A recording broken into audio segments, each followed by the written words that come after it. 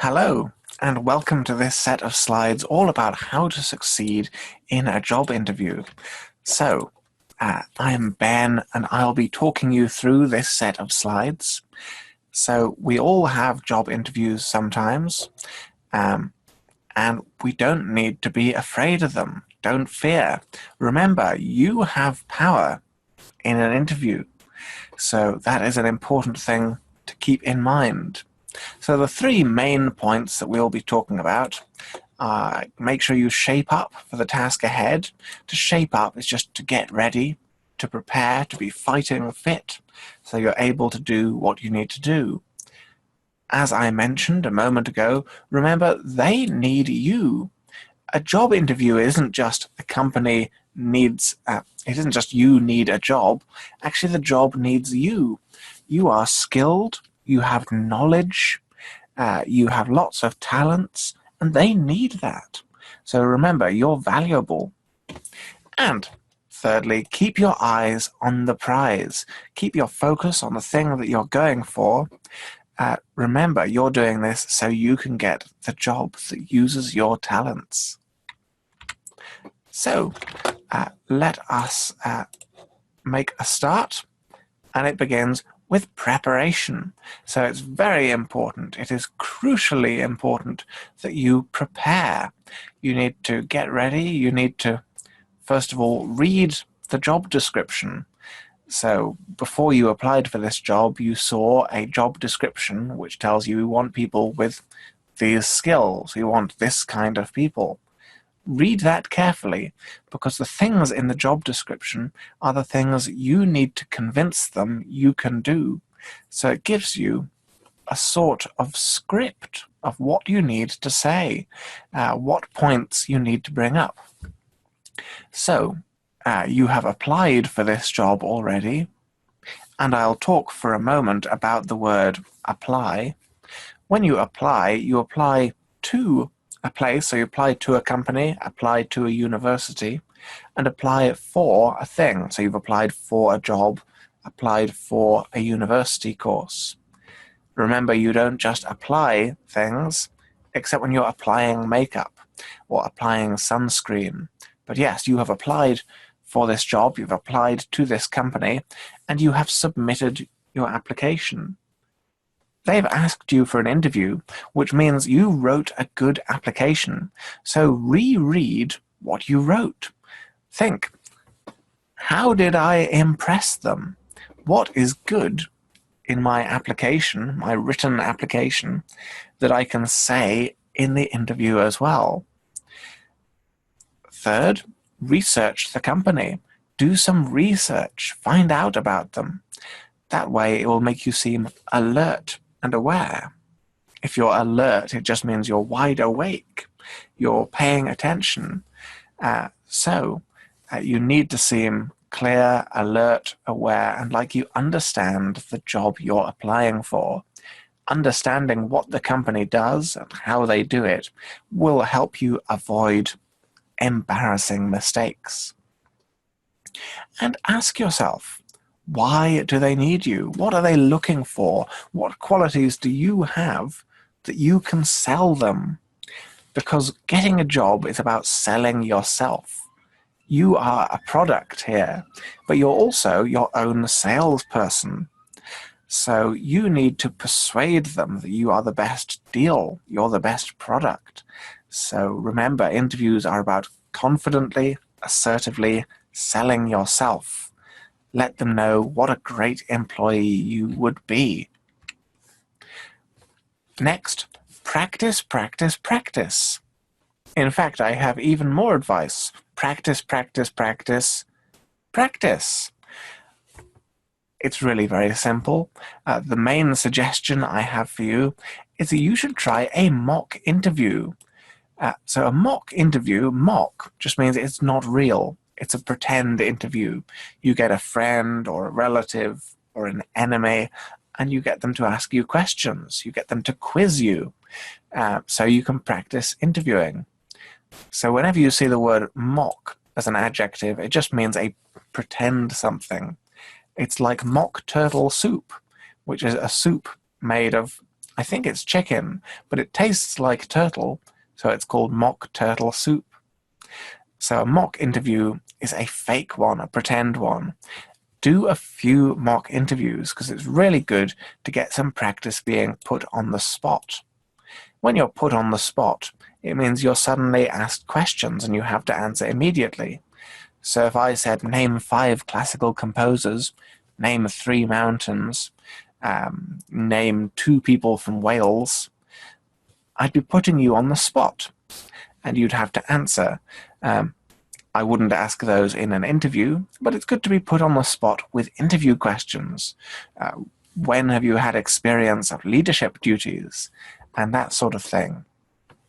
So the more you practice, the more people put you on the spot, the better, because it will help you answer swiftly, which just means with a good, comfortable, smooth speed, so good speed, but not too messy, and capably, so you'll give really good answers as well, and it will make the real interview much less stressful, because if you're used to being asked sudden questions, you will just think, I feel like I'm in another mock interview. They can even be fun, so don't skip this step. It is quite important. So make sure you practice as much as you can. Moving on, you need to look the part.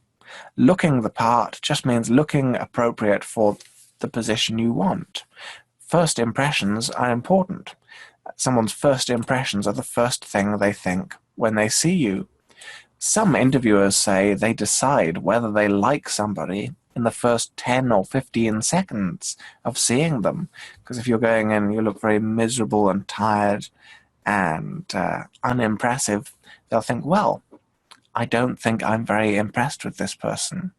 But if you look splendid, if you wear a good suit and you walk in with a bit of confidence, with your head held high, like you own the place, maybe they still won't like you, but at least they'll think you're confident and able. So first impressions are important. So brush your hair, brush your teeth, brush your suit. Make sure you look smart and competent. Competent is just able to do things, skilled and capable. If you're incompetent, it means you make lots of mistakes. So you need to look smart, businesslike, capable, but at the same time, try to relax a little bit. Try to be yourself. Because they don't just want a robot, someone who's exactly like everyone else and gives exactly the answers they expect. Show a little bit of personality. Because these people will be your colleagues, and you want your colleagues to have a bit of personality. There's a common saying, you should dress for the job you want, not the job you have. And I think that can be good advice for an interview. So don't just look like you're dressed for the job you have, dress like a boss. Show them what you could be in the future. And if you're not confident, just pretend that you are confident. It really seems the same. Personally, I'm not very confident, especially in interviews. I'm a nervous wreck. I worry a lot. But if you go in and pretend, if you think, I am an actor pretending to be confident, and think of it as a game where you pretend to be a great candidate, actually that can really help.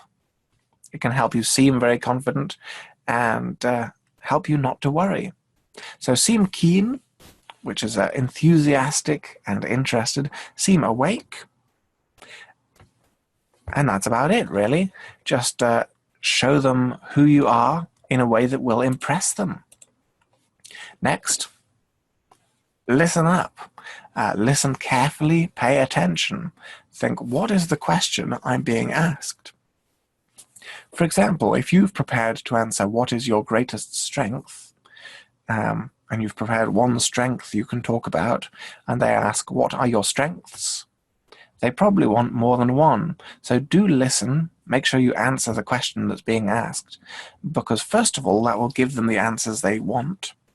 And secondly, it will show that you respect the interviewer, because you actually pay attention to their words.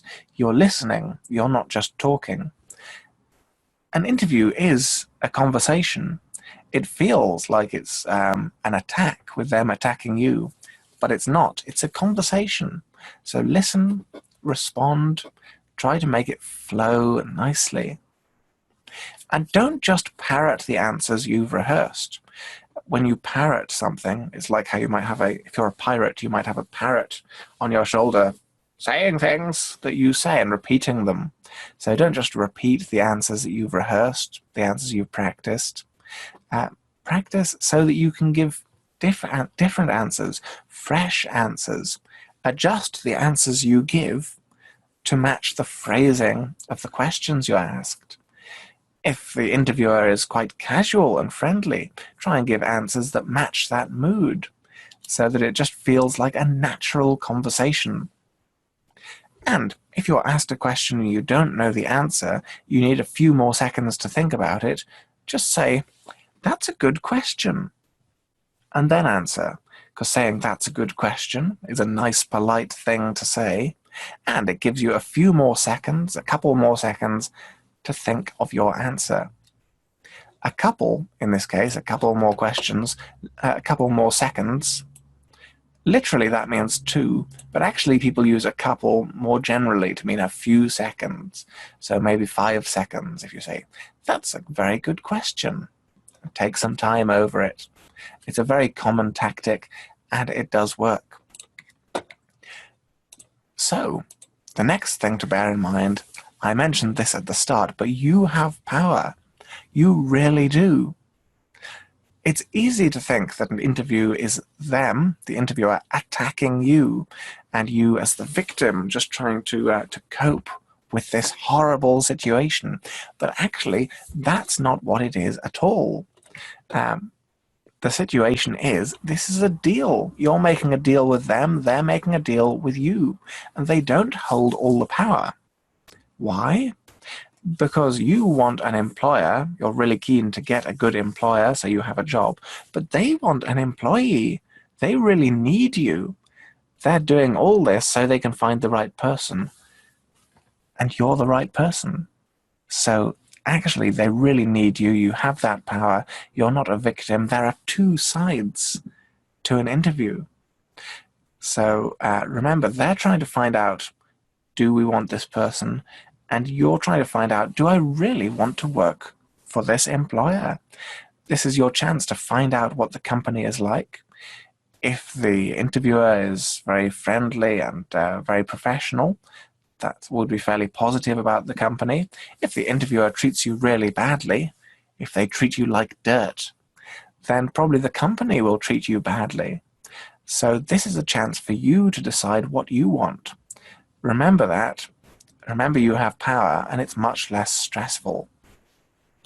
So what I've suggested here is that actually this is making a deal, and it needs to be mutually beneficial.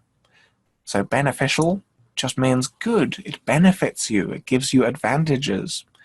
And the deal of they get an employee, you get a job, should be mutually beneficial.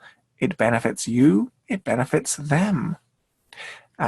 So a mutual friend, if we had a friend who's your friend and my friend, that would be a mutual friend. If we have a mutual interest, that's something you're interested in and so am I. And a deal that is mutually beneficial helps you and it helps me. And that's the result everyone wants from a job interview. So don't think you're powerless. No, you're valuable. Remember that.